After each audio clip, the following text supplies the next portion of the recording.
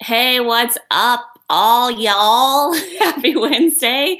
I'm excited to drink some wine and get silly with you. So I hope that you too get yourself a good cocktail or glass of vino and join me for a little fun and beverage. And I'm excited today because my assistant Fredo found me a really amazing wine that is good for the earth, and I can't wait to tell you guys a little bit more about that.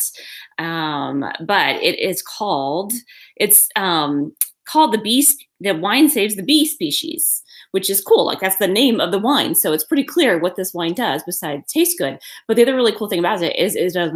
That made no sense. Sorry, y'all. I'm having a laughing attack and I haven't even had any wine. Oh my gosh, I couldn't even talk for a second.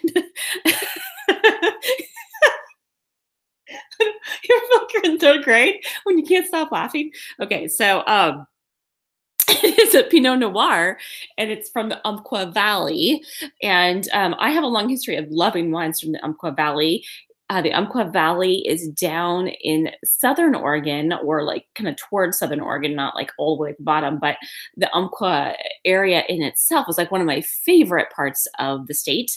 My favorite campground is down there. My family goes camping there every year along the Umpqua River, which is absolutely gorgeous. And it's also famous for its fly fishing. And in fact, Jimmy Carter used to stay at a cute little inn down there, and once stayed in the exact same room he did. And I only knew it because he signed the guest book, which was pretty cool. So anyway, this is okay. I gotta remember the name of this winery, and I need my glasses to really look at it. But I think it's called like the Proud Pour. Yeah, the Proud Pour is the name of the winemakers. And this is really cool because they plant 875 wildflowers for every single bottle that you buy. And so you can see it has this cute little wildflower thing that they managed to keep on at the store, that's incredible in itself, right? After all that shipping and whatever gets here with some of the wildflowers still intact, which is pretty cool. So I thought it'd be fun. I've had this wine once before, and so I wasn't even sure if I had talked about it before on this broadcast, but I'm pretty sure I did not. And I can't remember what it tastes like. So I'm excited to share it again and tell you guys a little bit about what it says. So one of the co-founders, her name is Berlin, and she said after 3 years of drinking with friends throughout New York City, Berlin thought it wouldn't be cool if my drink would help the world somehow. And that's what she set out to do, which is why she decided to make this wine. And she started out actually making beers and meads and ciders and kombuchas, and then moved to wines, and then moved to Oregon and started making Pinot Noir, which I'm so pleased that she decided to choose Pinot Noir for this because it's my favorite wine, especially Oregon Pinot. So, and then her partner, Brian, is from Massachusetts. And I think maybe he still lives over there and has done a lot of nonprofit work. So between the two of them, they had like that desire to do something really cool for the world. So like I said, 875 wildflowers are planted on farms to provide 90 square feet of bee habitat and forage. So did you know that bees pollinate 1/3 of the food that we eat? Wow, that's pretty incredible, right? Can you imagine if the bees were extinct? That would not be good. Pollinating alongside the European honeybee are 3,600 other bee species native to North America. And like the honeybees, they're in trouble. And the threats to our native bees include pesticide use, disease, and critically, a lack of wildflowers and habitat. So listen, y'all, if you just plant some wildflowers in your garden this year, then you're really helping out. And Sherry, if you watch this later, because I know you're a regular viewer, I know how much you love to garden, this is just a little suggestion to you to plant some wildflower seeds and help out the bees. All right, I'm excited to give this wine a try and celebrate my hump day with y'all. So I can't have a whole lot, though. I can't truly, like I often say, get drunk with you on this live stream because I'm picking up my daughter. And so I can just have a little tiny taste, just a tiny little taste, but that's all I need to share with y'all how delicious it is. And then I'll come back home and I'll have a much bigger glass, I'm sure. So I'm going to really love this. So today I thought it would be really fun to talk about how much I thought about this podcast that I heard, and basically was talking about, I thought it was appropriate for this wine too, because it was talking about writer's block. And so as a writer, obviously it caught my attention, and I've heard a couple of things lately, like just in the last week, that have reinforced this same message, which is what I think the universe is trying to send me a message. Have you ever noticed that, like when you kind of hear kind of the same thing over and over and over again, kind of from different sources in the same week? Well, that's kind of happened to me. And so the podcast talked about how if you're a creative artist and you, especially when it comes to writing, you think you have writer's block, there's actually a way to get past that. And so I'm going to share that secret with you in just a second. But first, let's try this Pinot Noir. So, smells heavenly. That's really good. Really good. Very, it's kind of rich for a Pinot. So Pinots often to me have kind of a brighter, lighter palette to them. This is like almost like a vanilla and like a deeper, kind of like a rich ripeness that I don't normally get from Pinot Noir. So really good. This will be really delicious with food later with my dinner. So again, highly recommend the wine that helps the bees. And that's what it's called. This wine saves bee species. So save the bees, people. Drink wine. My cat's hanging out with me. You can't see her, but she's just down below. And she thought I was getting up to go feed her. So she may come over here and start meowing a little bit more because she loves to get food this time of the day. So bless you, kitty. So anyway, the secret, they said, to solving your writer's block is basically just get past the perfection and just make yourself right, which of course we've all heard this. If you're a writer, I'm sure you've probably heard this before. Like the idea is you really want to, just write, practice writing and keep writing and don't worry about the perfection and then go back later. So kind of like free write and then go back later and edit yourself. And if you're able to do that, if you're able to be a prolific writer and you write every day, even if it's garbage, that's okay because you're just practicing that muscle and that you're getting better and better and better.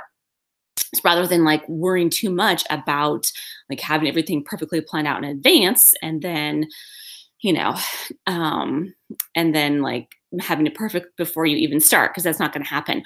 Or as I said, like you don't want to edit as you go.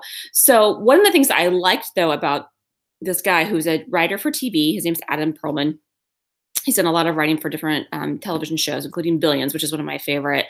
I think it's on Showtime. If you guys have not seen that show, Billions, so good, like really, really epic show. You can go binge watch it right now on Netflix. Well, maybe you can't. I don't know if you can watch on Netflix, but if you have like Hulu or Comcast, I'm pretty sure you can go back to season 1. But anyway, the point is that he was talking about one of the things that he suggests is that like rather than just like free write or like just write because you want to write, is like have a goal for how many like pages, for example, or how many words you want to write every day, and actually like finish your script or finish your story or finish your chapter. Like, maybe you just do 5 pages a day if you're writing a book or you're writing a script. And the idea is like, just go ahead and write it because A, it'll probably be better than you think. And then B, just keep going, because sometimes as you progress in the plot and in the story, then there will be things that will come out after you've written the end that makes sense for you to go back and fix at the beginning that you never would have thought of if you tried to fix the first chapter before you got to the last chapter, right? So the idea is like sometimes these ideas come up as you're writing and as you're developing, and it's better to just go ahead and just keep pushing through and then go back and then make a lot of your edits and make your changes to the plot. And it's interesting because I once read this book that talked about story structure, and one of the things that it suggested was that you really should have your story structure planned out in advance, because if you're just free writing, like he called it pantsing. If you're just pantsing it and you're just like freewheeling it, you're probably going to have to rewrite quite a bit of it, because then it's just doesn't have good structure, right? Because most stories follow a pretty, pretty solid, congruent structure, at least a lot of the successful ones. And they don't veer a lot from that. And so if you are too far away from whatever kind of plot line structure you have, it's just not going to make any sense. And you're going to really have to correct almost everything. It's not just editing, but like literally change the story, right? But I think there probably is a happy medium there. I think you could probably loosely outline kind of like the different plot points and maybe like the different parts of the story where, like this is the part, when there's something crucial that happens to the main character. And this is the part where he goes through a transformation before he saves the day, that kind of stuff. If you kind of have some of those pieces like in mind in an outline, then you can go through and just write it without knowing all the details and then go back and edit. I think that totally makes a lot of sense. And one of the things that I thought was really cool was I heard an earlier podcast that talked about how the difference between like quality versus quantity, right? And so they had this study from this photographer, I believe it was. It was a photography teacher. And he took his class and he split them up into two groups. And he said to the first group, I want you to really concentrate on making pictures that are really epically awesome. Like take meticulous care to make sure the pictures are really, really, really good, and then turn those pictures in. And then he told the second half of the class, what I want you to do is not focus on the quality. I want you to focus on taking as many pictures as you possibly can. Just take as many pictures as you can for each assignment that I give you. And I think the ones that had to take more pictures actually had to turn in more pictures. And so what he ended up doing is at the end of the year, he looked at the entire group of students, their pictures that they took, the amount of pictures that were from both sides of the class. And long story short, what he discovered was that the group of students who had taken the more amount of pictures also had the better pictures, because what happened is just through the practice and experimentation and playing and feeling free to kind of just go with it, they ended up with better pictures. And I thought that was really cool. It kind of makes sense for me in a way, because I feel like, especially with photography, like you have to take 100 pictures to get a good one, right? You have to kind of like just like it almost happens by chance, but I don't think it's necessarily by chance. Like the way he explained it was like, listen, you actually are really fine tuning your methods. You're learning as you're doing more. The more that you're doing, the better it's getting. And then your tastes become better, your skills become better, all of it. And that totally makes sense, right? So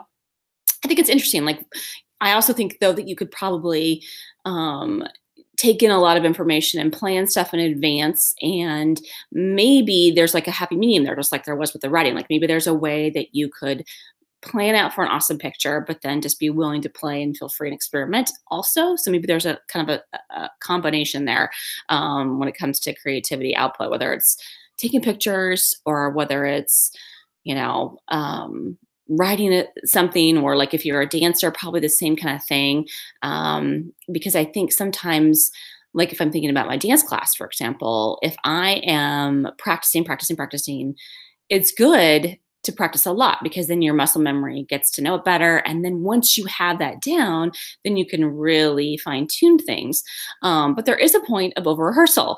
It actually kind of reminds me, there's this funny moment of my dance group when we were preparing for a performance down in the basement of this like club where we were performing. And one of the gals was like, oh, let's go over this dance one more time. And one of our fellow members just turned to her, and she like was an excellent singer. So she would always sing stuff. And she was like, there's a point of over rehearsal. She just like belts this out. And then we just all started cracking up. But I think that's true. I think there's a point when like you have to just like trust yourself that you've rehearsed it enough and you just need to go out there and perform. And so I think the point is action sometimes is helpful just in the moment, that creative expression, rather than planning everything and going over everything over and over and over again. It becomes like too much. It's just it's too much. It's like when I'm writing all day and it's like, I need a break, right? Sometimes taking that break in between all the action is good too. So, yeah, I think taking breaks is so incredible. And I today went for a walk, which is when I heard this podcast, and was able to share it all with you. So I don't see anyone live today. I think this is my first Wine Wednesday where no one joined me. So I think I'm just going to sign off so I can go get my girl and come home and chill with the rest of my bottle. If you guys have any suggestions of a wine for me to try, I would love it if you put it in the comments below. And also, I don't know if any of you, oh, good, Sherry's here. Yay, you just got here barely in time, Sherry. I was just about to sign off because I didn't see anybody. You are saying, yeah, you need this right now. Good, good, good. I was just talking to you when you weren't here, telling you that you should definitely have the wine that I tried today, which is, I'll grab it real quick before I sign off. It is called This Wine Saves Bee Species. And what's really cool about this is they plant 875 wildflowers. So I was just talking about quantity versus quality. Talk about quantity. The bees need a lot, people. But they plant all these wildflowers that are really good for bees. And then the bees can help pollinate all of our food, which is really good for the earth. So if you're gardening this year, if you plant some wildflowers, it will probably help out with the species of the bees. So I highly encourage it. I'm going to do it this year because I just didn't think about how wildflowers help the bees. So I'm always planting extra flowers kind of around my vegetables. I don't know if you do that, Sherry. I tend to do nasturtiums and other kind of bright yellow flowers around where my tomatoes are and my cucumbers and stuff, because it just attracts the bees. And then while they're already there, then they're like pollinating all the food too. So, but I've never really thought about how wildflowers can be helpful. So I highly suggest that. And I see you're typing stuff in the chat box, so I need to put my glasses on so I can see. And you said wine, try 19 Crimes. It's creepy. 19 Crimes. How is it creepy? I'm really curious because I'm always looking for fun, interesting wines that I can try on Wine Wednesday. So that sounds like a fun idea. I kind of like creepy stuff. I'm like that. I'm kind of creepy. But no, what I like, I'm always one of those people that love like sort of like the supernatural, a little bit of the horror movies, kind of like mystery kind of type stuff. Although I'm not a big fan of super violent stuff. I've talked about that on this channel before, but I do like the creepiness factor. And you were saying, yes, you also do the flowers, veggies. Cool. Yeah, it's a great technique, right? And it totally works. I swear it totally works. And I have had other people tell me, oh my gosh, there's no bees. I'm like, what are you talking about? Because they're all over my house. And I just have like one side garden right next to the house on the south side. And so our garden's not super huge. And so I need to have something to help bring those bees in. And Sherry's also saying 19 Crimea has a criminal on the front. And there's an app to download and you hold your camera up to it and he starts talking about his crime. What? That is crazy. What a cool idea. Okay. I love the suggestion. I'm going to have to try that wine. And I see another new viewer today. I'm so glad we have someone new today. Hello, Abi. I hope I'm saying that right. Abi Satria. It says, do you take dress? I don't know what that means, but that's okay. Maybe you're referring to my off-the-shoulder sweater that keeps falling down. Oh, that's probably what you said, sorry, kidding. Yeah, I have this sort of off-the-shoulder sweater that keeps falling down. So don't worry, I'm covered up just fine. But welcome, Abby. It's nice to have someone new on the channel. And Sherry, I'm definitely going to have to give that a try. I cannot wait to try that. I've never heard of that. So 19 Crimea, I wonder if do they have 19 different criminals on the front, or they just put a whole bunch of different ones on there? It sounds really fascinating. And wine is kind of reminiscent of blood. So it sounds a little creepy. Anyway, All right, you guys have a wonderful Wednesday evening. I'm so glad you guys joined me. I'll be all good, all good. I just didn't quite understand what you meant, but it's all good. I'm rolling with it. So I'm so glad you joined me. Hope you join me again next Wednesday. You're from Indonesia. That's amazing. Do you live there right now, Abi? I'm curious. And did I say your name right? I gotta see this before I sign off. This is probably a little bit of a delay. I would think more if you're in Indonesia. Well, I'm just going to sign off for everyone else, but I'll stay in the chat box for another minute, Abi. So if you want to tell me a little bit more, it'd be great. And I hope you join me again next week. And for all of you who are watching this on the replay, I encourage you to still go celebrate with the beverage you enjoy, even if it's water. Or, you know, some other fun cocktail. And again, let me know if you guys have any other fun wines for me to try. I've already obviously got one from Sherry, so that's fantastic. I appreciate that suggestion, Sherry. We'll definitely look for that wine for next time and see how creepy it is. Maybe I can somehow share. I don't know how I would share that on screen with y'all, but maybe I'll look into that, do a little research beforehand. So thanks you guys for joining me. Happy Wednesday. Enjoy your wine or whatever beverage, and we'll talk to you later. Bye.